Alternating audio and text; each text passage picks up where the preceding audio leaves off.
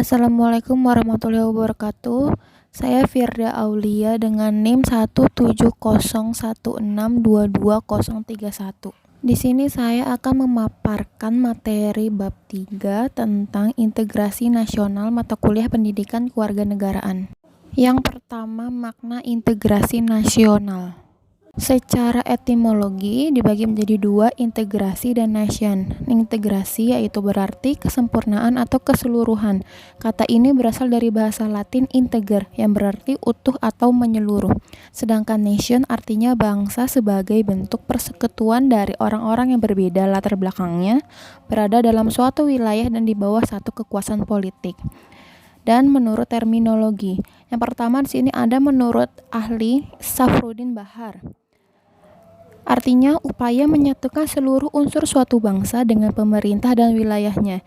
Yang kedua ada menurut Ramlan Surbakti. Integrasi nasional berarti proses penyatuan berbagai kelompok sosial budaya dalam satu kesatuan wilayah dan dalam suatu identitas nasional. Selanjutnya yang kedua ada jenis-jenis integrasi nasional. Di sini yang pertama ada integrasi bangsa, proses penyatuan berbagai kelompok budaya dan sosial dalam satu kesatuan wilayah dan dalam suatu pembentukan identitas nasional. Yang kedua integrasi wilayah, masalah pembentukan wewenang kekuasaan nasional pusat di atas unit-unit sosial yang lebih kecil yang beranggotakan kelompok-kelompok sosial budaya masyarakat tertentu. Yang ketiga ada integrasi elit massa, masalah penghubungan antara pemerintah dengan yang diperintah, mendekatkan perbedaan-perbedaan mengenai aspirasi dan nilai pada kelompok elit dan massa. Yang keempat ada integrasi tingkah laku atau perilaku integratif, penciptaan tingkah laku yang terintegrasi dan yang diterima demi mencapai tujuan bersama. Yang terakhir ada integrasi nilai, menunjuk pada adanya konsensus terhadap nilai yang minimum yang diperlukan dalam memelihara tertib sosial. Selanjutnya ada integrasi politik, dimensi vertikal, hubungan elit dan massa, baik antara elit politik dengan massa pengikut atau antara penguasa dan rakyat guna menjembatani celah perbedaan dalam rangka perkembangan proses politik yang partisipatif. Dimensi horizontal, hubungan yang berkaitan dengan masalah teritorial antar daerah, antar suku, umat beragama, dan golongan masyarakat Indonesia. Kemudian ada integrasi ekonomi, terjadinya saling ketergantungan antar daerah dalam upaya memenuhi kebutuhan hidup rakyat. Adanya saling ketergantungan menjadikan wilayah dan orang-orang dari berbagai latar akan mengadakan kerjasama yang saling menguntungkan dan sinergis.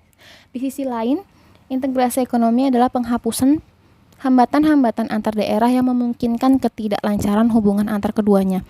Dan yang terakhir, integrasi sosial budaya, proses penyesuaian unsur-unsur yang berbeda dalam masyarakat sehingga menjadi satu kesatuan.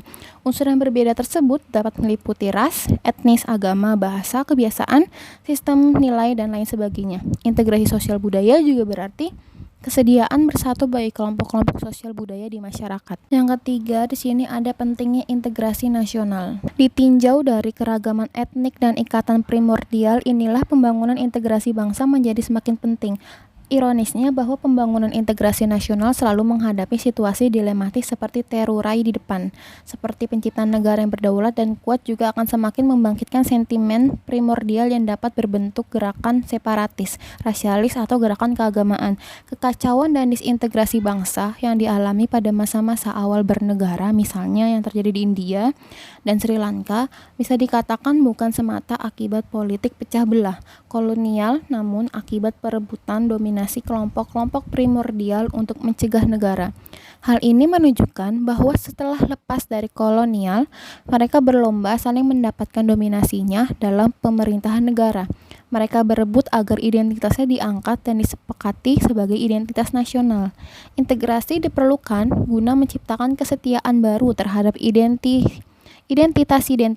baru yang diciptakan atau identitas nasional, misal bahasa nasional, simbol negara, semboyan nasional, ideologi nasional, dan sebagainya. Selanjutnya di sini ada kerusuhan 1998 sebagai salah satu kasus yang dapat membuat bangsa Indonesia menjadi terpecah belah atau melunturkan integrasi nasional di Indonesia. Kemudian di sini ada pengenalan singkat mengenai kasus tersebut. Pada tahun 1970-an, Surakarta merupakan salah satu tempat tujuan orang-orang Cina bermigrasi. Kemudian, ada sebagian dari mereka yang tinggal dan menetap hingga saat ini. Hal tersebut mengakibatkan meningkatnya ketegangan hubungan antara Cina, etnis Tionghoa dengan masyarakat Surakarta dan sekitar. Sebenarnya, konflik etnis Tionghoa dengan pribumi di Surakarta ini sudah terjadi sejak zaman penjajahan Belanda, sekitar tahun 1742-an, yang dikenal dengan bedah Kartasura. Dari sifat permusuhan antar etnis ini, pada akhirnya yang terlihat adalah konflik antara Cina atau etnis Tionghoa versus pribumi. Saat itu, pada masyarakat pribumi timbul kecemburuan ekonomi pada masa Orde Baru karena perekonomian dalam skala nasional dan skala lokal ialah wilayah Surakarta yang mayoritas masih didominasi oleh mereka pengusaha-pengusaha Tionghoa. Next, di sini ada penyebabnya. Yang pertama, adanya provokasi hingga terbentuk mobilisasi massa. Provokasi dari warga itu sendiri untuk membakar rumah-rumah orang Cina. Dari ajakan-ajakan tersebut, akhirnya banyak warga berkumpul dan bergerak menuju pusat kota Surakarta. Yang kedua, adanya aksi mahasiswa. Aksi demonstrasi yang dilancarkan oleh mahasiswa Universitas 11 Maret dan Universitas Muhammadiyah Surakarta. Aksi damai ini dilakukan guna menuntut reformasi pada masa pemerintahan Soeharto.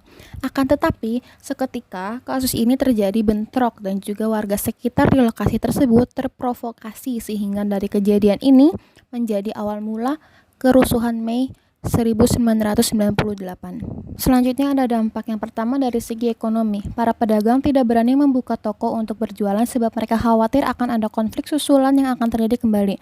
Alhasil, warga sekitar kesulitan untuk memenuhi kebutuhan pangannya. Dampak dari konflik yang terjadi kali ini bisa dibilang lebih besar daripada dampak yang terjadi sebelumnya, sebab peristiwa ini melibatkan para preman. Yang kedua ada dari segi material.